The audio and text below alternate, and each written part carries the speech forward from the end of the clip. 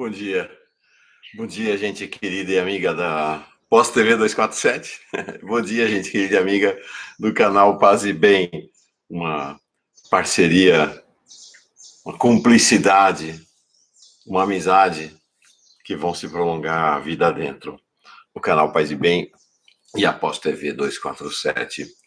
E essas duas comunidades, na verdade, a comunidade Paz e Bem surge com um recorte dentro da comunidade 247. São duas comunidades irmãs, né? Caminharam juntas, vida dentro, terra dentro, mar adentro. Pois bem, eu sou Mauro Lopes, este é o Paz e Bem de número 399, estamos chegando, 400, impressionante, 399 programas Paz e Bem, desde novembro de 2018. Se você não está inscrita ainda no canal, corre para cá, inscreva-se no canal Paz e Bem, clique no botão de inscrição, na sequência, clique no botãozinho do sininho para você receber os avisos das chamadas que vão chegar, das chamadas dos programas que vão entrar no ar. Nós estamos numa fase agora do Paz e Bem de férias. Tem programa Paz e Bem toda manhã, mas a programação vespertina, a programação da tarde, está de férias. Logo mais a gente volta com toda a programação da tarde do Paz e Bem, tá bom? Hoje, estamos chegando, né? 26 de dezembro, estamos chegando aí no final do ano. Então, eu estou só ajustando aqui, tá, gente? Desculpa, para poder acompanhar a preparação que fiz de nosso encontro de hoje.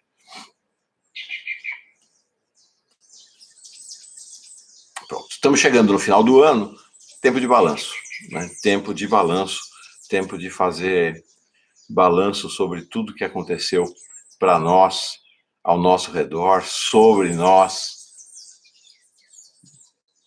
do que foi esse ano tão vertiginoso para cada uma de nós, para a sociedade brasileira, no planeta Terra, né? Foi um ano marcado pela vertigem, né? Realmente muito marcado pela vertigem. Pronto, tá aqui. Então, vamos lá. Qual o nosso tema de hoje? Então, qual o recorte que eu fiz deste ano para a nossa conversa de hoje? Um recorte particular, mas muito forte. Acho que tem... Pronto, desculpa, gente, me atrapalhei um pouco aqui, tá? Eu tô assim, meio atrapalhadão também, porque hoje, 26 de dezembro, quinta-feira, logo mais chega aqui na minha casa meu filho Caetano, meu neto Benjamin, vem passar 15 dias de férias aqui, então tô todo assim, a casa tá arrumada para recebê-los, o coração tá animado, vou entrar em férias no 247 depois dessa, a partir de amanhã, meu último dia de trabalho antes encerra-se o plantão de Natal, começa a turma do plantão do Ano Novo e aí já engato um período de férias para poder desfrutar da presença dos meus amados Caetano e Benjamin. Então, estou todo hoje meio atrapalhado, a casa arrumada, foi bom, foi ótimo fazer essa preparação. Mas não é disso que eu vou falar, não. O tema de hoje é um recorte fortíssimo deste ano. 2019 foi um ano de injustiça, e essa é uma questão fundamental para nós. Mais uma vez, como sempre, a gente mantém nosso núcleo de alegria, nossa conexão com o melhor das correntes da vida. Mas isso não quer dizer fechar os olhos. Isto não quer dizer olhar para o lado. Isto não quer dizer abaixar a cabeça e não encarar o que foi 2019, essa dimensão de um ano de injustiça flagrante no Brasil e no mundo, mas especialmente no Brasil. Vamos falar do nosso país, né? Uma característica forte dessa injustiça é que, né, ela campeou mundo adentro, campeou Brasil adentro, mas a injustiça não se abate sobre toda a humanidade. A injustiça não se abate indistintamente sobre todos. A injustiça é um fenômeno que acontece na vida pessoal, na vida comunitária, na vida de um país e na vida do planeta, movida por alguém contra alguém. Então, a injustiça é movida, e é sempre movida, pelas elites e seus representantes, individual ou como elites, ou organizados como classe, e ela se abate contra quem? Porque essa é uma característica da injustiça. A injustiça é uma expressão da covardia. É uma expressão de covardia, porque ela se abate contra os mais frágeis. Ela se abate exatamente contra aqueles que nada têm. Não é isso? Lá os pássaros. A injustiça se abate sobre eles. Nada tem, só o seu canto. Não reagem. Mas é contra eles a injustiça. É contra eles que se destrói a mata. É contra eles e seus amigos e amigas e sua turma toda, animais, plantas, árvores. É contra eles que se abate a injustiça, porque são indefesos. Porque são indefesos. No âmbito da humanidade é a mesma coisa. A injustiça se abate, ela castiga especialmente os mais pobres e frágeis. As mulheres, os pretos e pretas, os gays e todo o povo LGBTI+, as pessoas com deficiência, os indígenas, os migrantes, os refugiados, os favelados, os periféricos, o povo da rua. É contra eles que se abate a injustiça.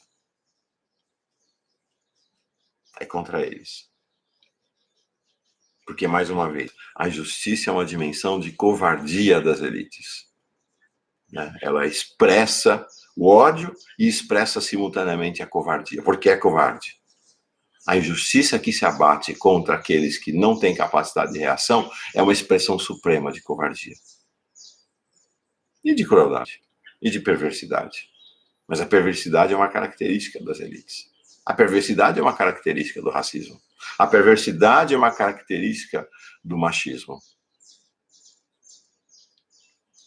Os indicadores são realmente impressionantes aqui no Brasil. Os indicadores, o que a gente assistiu em 2019, são verdadeiramente impressionantes aqui no Brasil.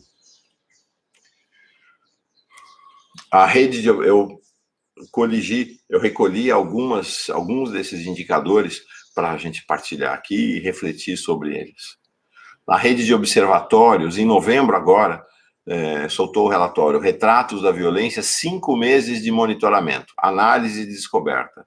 Então, eles pegaram 5 estados do Brasil, Bahia, Ceará, Pernambuco, Rio de Janeiro e São Paulo, e olharam os indicadores de violência nos 5 meses anteriores a novembro. Então, de julho a novembro. Então, estamos falando já, então, da segunda quadra do ano, do final do ano de 2019. Em relação às mulheres, o registro de violência de feminicídios é brutal o que aconteceu. Uma alta de 13% em 2019 em relação a 2018.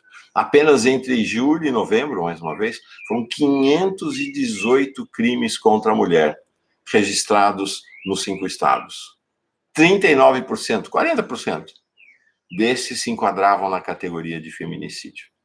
De violência às mulheres, porque elas são mulheres. De violência às mulheres, porque os homens intuem nelas uma fragilidade que lhes permite avançar e agredi-las e, no limite, matá-las. 75% das vítimas de mortes violentas no Brasil são pessoas pretas. A taxa de mortes entre as pessoas pretas, mortes violentas, chega a 43 por 100 mil habitantes. Para os não negros, sabe quanto é a taxa? 16. Gente, 75% das mortes violentas no Brasil são de pessoas pretas. O número de lideranças indígenas mortas em conflitos no campo em 2019 foi o maior em pelo menos 11 anos. 11 anos. E os números sequer estão fechados ainda. Os dados são da Comissão Pastoral da Terra, da Conferência Nacional dos Bispos do Brasil. Foram 7 mortes de líderes indígenas em 2019. Sabe quantas havia ocorrido em 2018? 2. 141 mortes de pessoas LGBTI+, de janeiro, só de janeiro a 15 de maio desse ano, segundo o relatório do Grupo Gay da Bahia. Foram 126 homicídios e 15 suicídios. Sabe o que isso quer dizer? É de chorar. Uma morte a cada 23 horas. Em menos de um dia, a cada 23 horas, uma pessoa do povo LGBTI+, é assassinada no Brasil. É claro que essa realidade, profundamente agravada pelo governo Bolsonaro, pela ascensão do neofascismo no Brasil, por esse caldo de cultura do ódio, da intolerância, ela é uma realidade ancestral. Ao longo da história da humanidade, foi assim. Foi assim. São os grupos mais oprimidos, os que mais sofrem as maiores injustiças das mãos das elites e de seus representantes no poder, no governo, grupalmente e individualmente. Mas quando a face mais brutal das elites assume o poder, como aconteceu no Brasil agora, e dão o tom desse caldo de cultura da sociedade, isso se agrava, que é o que a gente viu de maneira brutal. Então, injustiça é a marca de 2019. O sangue das mulheres, dos jovens, dos pretos, das pretas, das lideranças indígenas, do povo LGBT+, clama justiça, como clamou o sangue de Abel no livro de Gênesis. Ouço o sangue de teu irmão do solo clamar por mim. Por quê? Chora o salmista, do Salmo 106, versículo 38 do Salmo 106. Derramaram o sangue inocente, o sangue dos seus filhos e filhas. O sangue dos filhos e filhas do povo brasileiro. Nas famílias enlutadas, com tantas mortes, com tantas agressões, tantos feridos e feridas, tantos injustiçados, projeta-se no tempo o mesmo clamor de Raquel em Ramá da Galileia, registrado pelo profeta Jeremias e assumido no Novo Testamento, no Evangelho de Mateus. Portanto, é algo que marca profundamente a história bíblica. Assim disse o Senhor: em Ramá se ouve uma voz, lamentação, choro amargo. Raquel chora seus filhos. Ela não quer ser consolada. Porque eles já não existem. Eu vou ler novamente. É uma das passagens mais pungentes de toda a Bíblia. Assim disse o Senhor: em Ramá se ouve uma voz, lamentação, choro amargo. Raquel chora seus filhos. Ela não quer ser consolada por seus filhos, porque eles já não existem. Já não existem as mulheres. Já não existem os jovens pretos e pretas. Já não existem as lideranças indígenas. Já não existem tantos e tantas do povo LGBTI+. E todas as vítimas esperam em Deus na justiça que virá.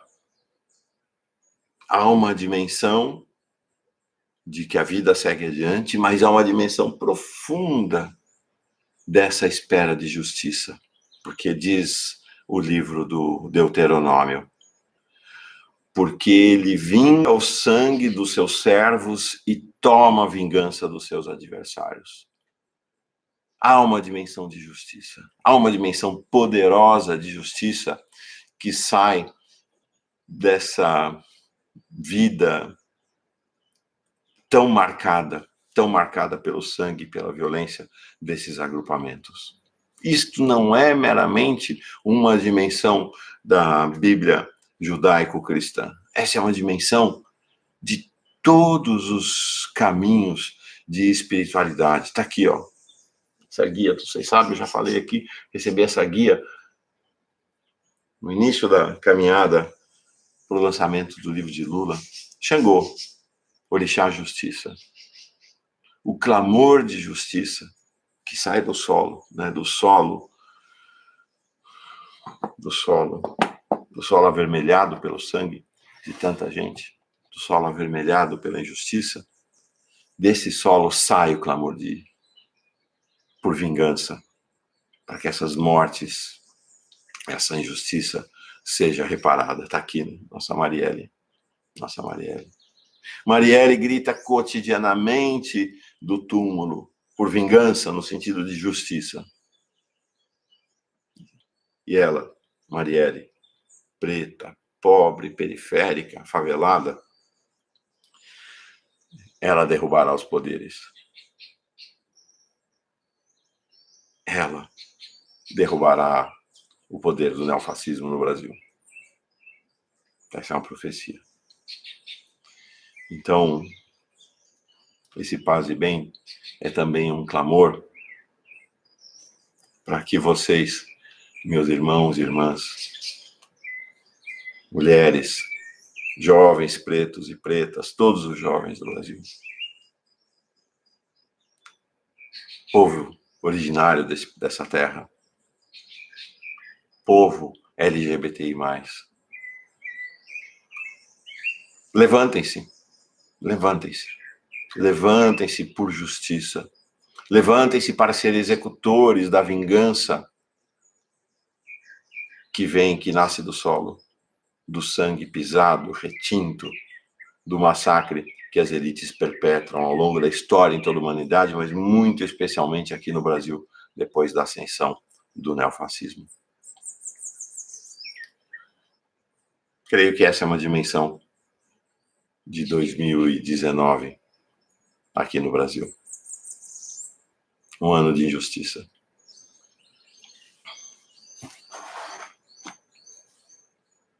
Um dos injustiçados, Luiz Inácio Lula da Silva, saiu da cadeia. E ele saiu da cadeia para clamar por justiça. E ele saiu da cadeia para liderar o bom combate pela justiça no país. Pois bem, vamos... paz e bem diferente hoje. Vamos meditar um pouco. Meditar esse clamor por justiça, esse clamor por vingança. Entenda a vingança. A vingança não é desejar a morte de ninguém. A vingança não é isto. A vingança é desejar o restabelecimento da justiça. A vingança é desejar que os culpados sejam alcançados pela justiça. A vingança é desejar que o mundo seja um mundo de justiça, de vida abundante e livre para mulheres, pretos, pretas, crianças, jovens, adolescentes, velhos e velhas, líderes indígenas, todo o povo originário, povo LGBTI+, livre, vida em paz, vida em paz. O direito da vida em paz. Vamos meditar então? Vamos meditar em justiça. E vamos fazer silêncio.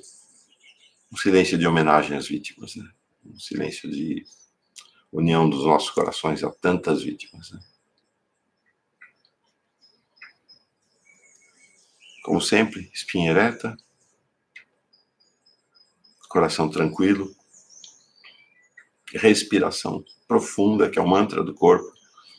O corpo se coloca em sincronia com o respirar do multiverso, quando a gente respira lentamente, quando essa ansiedade deixa de estar presente na respiração, quando o medo deixa de estar presente na respiração, quando a gente afirma nosso direito de existir livres. Essa respiração profunda nos encaminha, nos auxilia, nos ajuda nesse processo. Sincronia, respiração profunda. Sincronia com o multiverso, com a repetição do mantra mental. A repetição do mantra é uma busca da sincronia com a música do multiverso. Acho que é para que a gente escute essa música. E que os pensamentos passem e sigam em frente. Tá bom? Vou fechar meus olhos, fecho os seus E vamos.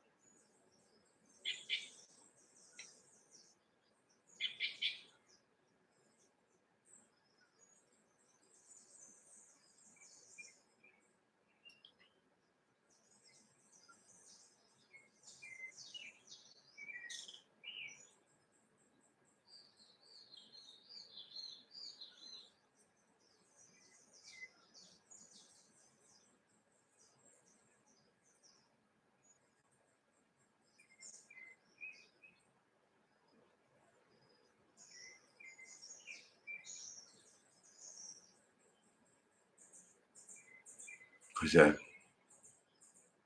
Até as aves e os pássaros aqui em volta, mais perto, se aquietaram nesse momento. Isso.